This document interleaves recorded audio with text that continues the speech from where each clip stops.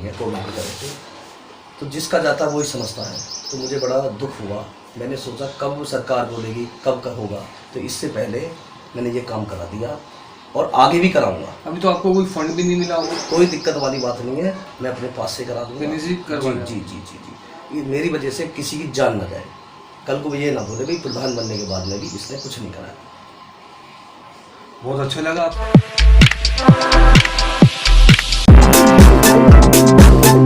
For information on the news around you, keep watching Face Talk YouTube channel, subscribe to the latest news and press the bell icon. नमस्कार, मैं राजन राई, face वार्ता camera. हमारे विचार आपके उत्तर प्रदेश में देखिए कोविड-19 महामारी का भी बहुत बड़ा इस बार विशाल रूप ले रही है। और यहाँ के जो प्रधान हैं अतुल जी एक सैनिटाइजर करवा रहे हैं पूरे गांव को। और देखिए मैं दिखाऊंगा, आइए रहिए। तो देखिए पूरे गांव को सैनिटाइजर किया जा रहा है अंदर तक। भाई साहब, ये जो आप कर रहे हैं किसके कहने पे कर रहे हैं? प्रधान जी के। तो उन्होंने कहा कि घर घर में जाके सैनिटाइजर करो। जी, प्रधान जी ने बोला। ये सर आप ही का घर है? आपका नाम? वीरेंद्र जी। अच्छा वीरेंद्र जी, सैनिटाइजर की क्यों जरूरत पड़ गई? हमारी कोरोना चल रहा है, महामारी चल रही है, तो कहीं ना कहीं अच्छी बात है। अच्छी बात है। कौन करवा रहा है इसको? अतुल प्रधान जी।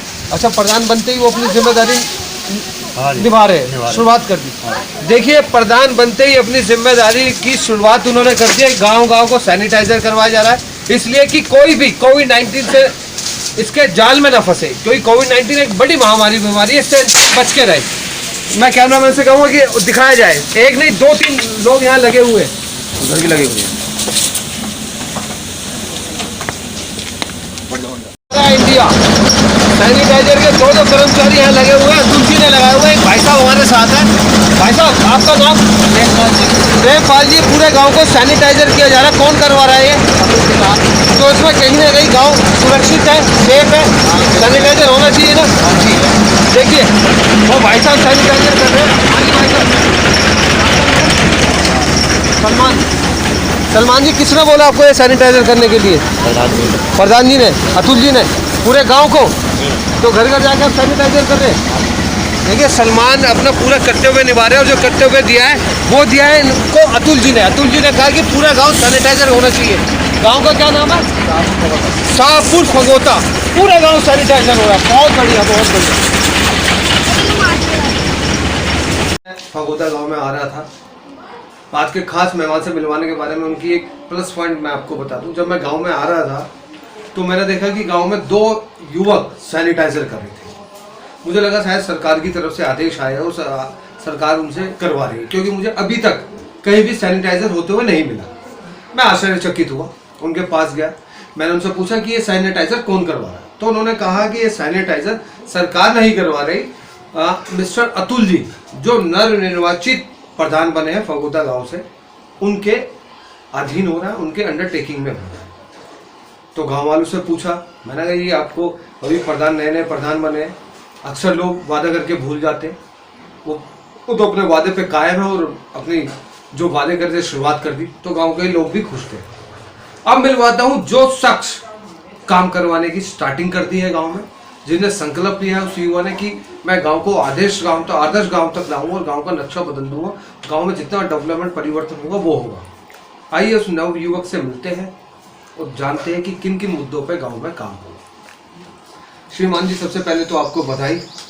थैंक यू भाई साहब। सबसे पहले तो मैं सब पत्रकार बंधुओं को हाथ जोड़ के प्रणाम करता हूँ जिन्होंने इस लायक मुझे समझा। सर अपना परिचय बताइए। मेरा नाम अतुल सिसोदिया है और समूह से ग्राम शाहपुर फगोता का मैं निवासी हूँ, और मैं 675 वोट मेरी आई है और 143 वोट से मैंने दूसरा प्रत्याशी हराया। कितने विकल्प थे इस बार गांव के पास? मेरे सामने 8 प्रत्याशी थे फगोता गांव में। जी जी जी। 8 प्रत्याशी में आप नवनिर्वाचित हुए? जी जी जी। चलिए, अच्छा नवनिर्वाचित क्यों हुए? जनता ने आपको क्यों चुना? ग्रामीणों ने मुझ पर भरोसा रखा। मैंने पिछली बार भी चुनाव लड़ा था, पर मैंने अपनी मेहनत नहीं, मैं कभी भी कोई कमी नहीं आने दी। जी जान रात दिन एक कर दिए। मुझे मेरी मेहनत से गाँव वाले ने सोचा भी यही बनना प्रधानमंत्री चाहिए। इससे पहले भी आपने चुनाव लड़े, लेकिन आपका मनोबल नहीं टूटा? नहीं, मनोबल नहीं टूटा। ना मेरे किसी वोटर ने, ना मेरे किसी सपोर्ट ने मुझे तोड़ने दिया। अच्छा जी जी। वो मनोबल, वो आत्मविश्वास अब आपका जंग लाया और इस लायक मुझे जानना समझा। अभी मुझे लगता है सर आपने वो जो शपथ पत्र होता है जी जी, वो भी अभी आपने साइन नहीं करा? नहीं। और उससे पहले ही आपने गांव में सैनिटाइजर करवाने की शुरुआत कर दी? उसमें थोड़ी दिक्कत ये थी भाई साहब, अभी मैंने हमारे गांव में कई ट्रेजेडी हो गई है कोविड की तरह से, तो जिसका जाता वही समझता है। तो मुझे बड़ा दुख हुआ, मैंने सोचा कब सरकार बोलेगी, कब होगा, तो इससे पहले मैंने ये काम करा दिया और आगे भी कराऊंगा। अभी तो आपको कोई फंड भी नहीं मिला होगा? कोई दिक्कत वाली बात नहीं है, मैं अपने पास से करा दूंगा। निजी करवाना? जी जी जी जी, ये मेरी वजह से किसी की जान न जाए, कल को ये ना बोले भाई प्रधान बनने के बाद में भी इसने कुछ नहीं करा। बहुत अच्छा लगा आपसे बात करके, मिलके, और आपके जो जो विचार हैं बिल्कुल सैनिटाइजर की तरह है, शुद्ध कर देते हैं, बीमारी को दूर भगा देते हैं, वैसे आपके विचार हैं। क्या इस बार और किन किन मुद्दों पे काम होगा? क्या और भी कुछ मुद्दे आपके? जितने ग्राम पंचायत में जो ग्राम प्रधान के होते हैं वो सारे काम होंगे, जैसे पेंशन है, सफाई है, और जल भूमि जो भी कुछ मेरे अंडर आएगा मैं उसे जी जान से कराऊंगा, निःशुल्क होगा बिल्कुल कोई भी। अच्छा चलिए, हम आने वाले कल की बात करते हैं। 5 साल कैसे बीते कैसे नहीं बीते कोई बात नहीं, लेकिन आज आने वाले 5 साल में आपके गांव की शिक्षा को लेकर आप क्या कड़े कदम उठाएं? शिक्षा के लिए पहली बात तो कोविड-19 चल रहा है, और दूसरी बात जैसे ही स्कूल खुलेंगे मैं आपको फिर दोबारा बुलाऊंगा, तब मैं बताऊंगा कि कैसे शिक्षा होती है, क्या होता है। आपका गांव 8वीं तक है? नहीं, हाँ हमारे पास इंटर भी है, 8वीं में सब स्कूल है हमारे। अच्छा जी, तो उनके लिए क्या मूलभूत सुविधाएं क्या होगी स्कूल में? मूलभूत सुविधा यही है, पहली बात तो सारी सुविधा है ही हमारे गांव में। थोड़ा टीचर्स है जो पढ़ाई पे ध्यान नहीं देंगे, उन्हें थोड़ा समझाना पड़ेगा भाई ऐसे नहीं, ऐसे समय पाइए पढ़ाई, समय पाइए पढ़ाइए, ऐसा नहीं। वैसे सब टीचर भी ठीक है और भी कर्मचारी भी ठीक है, थोड़ा टाइम टेबल उनका। अच्छा, मिड डे का आयोजन होता है उसमें? जी होता है। तो आप उसको और बेहतर करेंगे? जी हाँ, इस पे मेरा बहुत फोकस रहेगा बच्चों के। उस पर मैंने सुना जैसे 200 ग्राम दूध मिलता है, 100 ग्राम पानी मिला के दे दिया, इन चीज़ों पे बच्चों को ही मिलेगा, इसमें किसी का कुछ नहीं, बिल्कुल सीधा बच्चों के पास ही जाएगा। दर्शकों, मैं आपको एक बात बता दूं ना, अभी इन्होंने कहा ना कि शुद्ध चीज़ मिलेगी, उसका कारण मैं आपको बताऊं क्यों? क्योंकि इनका दूध का खुद का काम है। जो खुद के अपने काम में मिलावट नहीं करता वो बाहर भी किसी काम में मिलावट नहीं कर सकता। ये संस्कार घर से प्राप्त होते हैं, बहुत अच्छी बात। ये तो रहा शिक्षा को लेकर। सफाई को लेकर कुछ योजना बनाई है आपने? जी हाँ जी। कोई गीला कूड़ा सूखा कूड़ा का कुछ योजना की है? हाँ जी है, वो भी है। जैसे सफाई होगी, सफाई के साथ साथ ये अलग ही चमके करेगी, हाँ भी सफाई हो रही है, जैसे कली वगैरह चूना वगैरह छिड़कवाते हैं।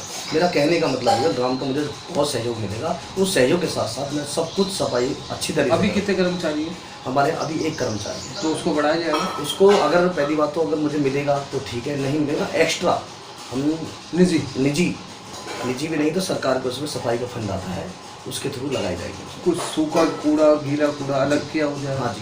कूड़ेदान है आसपास? कूड़ेदान पीछे लगाए गए थे, शायद वो इधर उधर टूट गए, दोबारा लगाए। अच्छा देखिए सर, सबसे मोक्ष प्राप्ति सबसे बड़ा ऐसा स्थान होता है जहाँ अमीर गरीब छोटे बूढ़े सब भेदभाव खत्म हो जाते हैं। कहते हैं खाली आता है खाली हाथ जाएगा। मैं कहना नहीं चाहता था इस प्रश्न को, लेकिन फिर मैं उठा रहा हूँ। आपका जो गाँव का मोक्ष धाम है दूर से बड़ा सुंदर लग रहा है। क्या अंदर से वास्तविकता में ऐसी सौंदर्यकरण, स्वच्छ बेंच, पानी पीने बैठने की ऐसी है सब कुछ? अभी उसमें बिल्डिंग बनाई गई है, सिर्फ खुदाई करी गई है, अभी उसके अंदर ऐसा कुछ नहीं है। जो कमी है वो पूरी की जाएगी, अगर कमी ज़्यादा है तो किसी ठेकेदार का पेमेंट नहीं होगा, ये अतुल बोलता है इस बात। मतलब मोक्ष धाम के साथ कोई राजनीति नहीं? राजनीति नहीं, कोई कुछ मोक्ष धाम है तो मोक्ष धाम ही बनेगा। जो कमी है उन्हें ठेकेदार पूरी करेगा।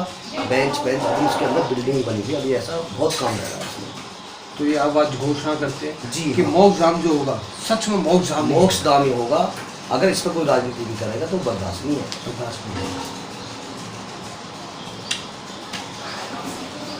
सफाई को लेकर आप काम करेंगे? जी। मोक्ष धाम आपका गाँव में बेहतर होगा, शिक्षा बेहतर होगी। जी।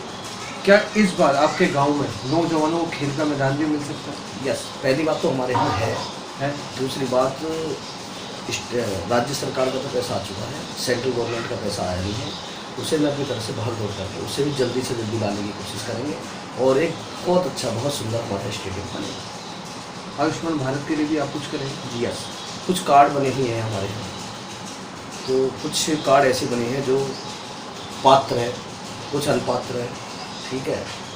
जो पात्र है उन्हीं को मिलेगा, ठीक है, और जो जिनको उल्टे सीधे वो काट के दूसरे को मिलेगा।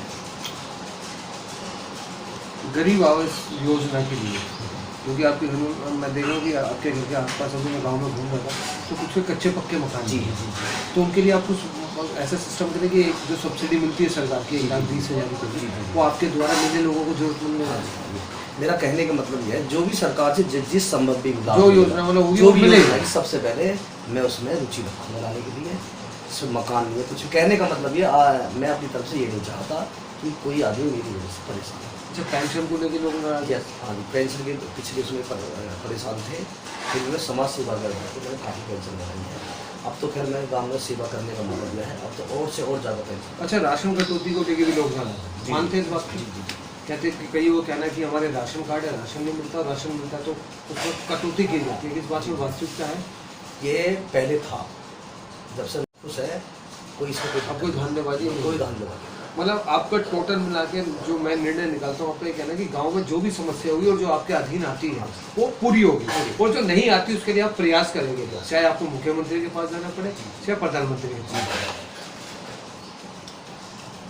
मुझे बहुत अच्छा लगा, लेकिन ऐसे जनप्रतिनिधि की हमारे देश को सख्त जरूरत है। ईमानदार, जो मिलावट ना करे किसी भी चीज़ में, शुद्धिकरण की राजनीति करे, शुद्ध अच्छी राजनीति करे, लोगों के साथ झूठे वादे ना करे और झूठी राजनीति ना करे, क्योंकि उससे हमारा देश और पिछड़ा जाता है। अगर वो प्रधान जब अपने गांव को आगे लेके जाएगा, जाहिर सी बात है हमारा देश आगे जाएगा। अब जनता ने फगोता गांव की जनता ने ऐसा जनप्रतिनिधि चुना है कि वो अब 5 साल बाद गांव कहाँ पहुँचता है ये हम फिर से आपको दिखाएंगे, लेकिन 6 महीने बाद फिर मैं आऊँगा। जैसे इन्होंने कहा कि हम आएंगे, इन्होंने जो जो आज घोषणा करी है उन घोषणाओं पे काम होता है या नहीं होता ये भी आपके सामने लाएंगे। और जाते जाते फेस वार्ता के माध्यम से पूछते हैं कि अतुल जी अपने गाँव वासियों से, फगोता वासियों से, अपने भाइयों से, अपने बहनों से, युवाओं से, नौजवानों से क्या कहना चाहिए, कुछ संदेश देना चाहिए? हाँ जी, मैं संदेश देना चाहता हूँ कि समस्त ग्रामवासियों को बहुत बहुत दिल से आभार प्रकट करता हूँ जी इस लायक उन्होंने मुझे समझा, मैं जिस लायक उन्होंने समझा हूँ मैं उनके लिए खड़ा उतरूँ और सदा उनके सदैव दुख सुख सदा खड़ा हूँ। अच्छा सर, एक गुजारिश हो जाएगी अपने गाँव वासियों से, एक बात तो कह दीजिए, जब तक ये बीमारी संपूर्ण रूप से खत्म ना जी, हो जी। तो सोशल डिस्टेंसिंग और मास्क का प्रयोग करते हैं। जी जी जी हाँ, ये है, ये मेरा सबसे अनुरोध है सभी ग्रामवासियों से जी। कि सब ग्रामवासी मेरा अनुरोध है कि घर में अपने रहें, मुँह पे मास्क लगा के रखें, सोशल डिस्टेंसिंग का पालन करें। जी धन्यवाद। देखिए ये थे अतुल जी। अतुल जी की पहली बात मुझे छूगी जब मैं गांव में प्रवेश किया, जब मुझे मेरी शंका दूर हुई, मुझे लगा सरकार करवा रही है, ये अतुल जी करवा रहे थे, वहीं मैं इनसे प्रभावित हुआ, मुझे अच्छा लगा, इसलिए मैं इनसे मिलना है। ज़्यादा बात को लंबी नहीं करते, जाते जाते सिर्फ एक बात कहूँगा, राजनीतिक बात नहीं है, अपने मास्क लगा के रखें, सोशल डिस्टेंसिंग बनाए रखें, सैनिटाइजर का प्रयोग करें, घर में ही रहे, ज़रूरत हो तो काम से जाए, क्योंकि इसमें कोई राजनीतिक बात नहीं है, ये आपके स्वास्थ्य की बात है। इसी के साथ लूँगा इजाज़त। मैं राजन आई, फगोता गाँव से, कैमरामैन मुन्ना भाई के साथ। धन्यवाद।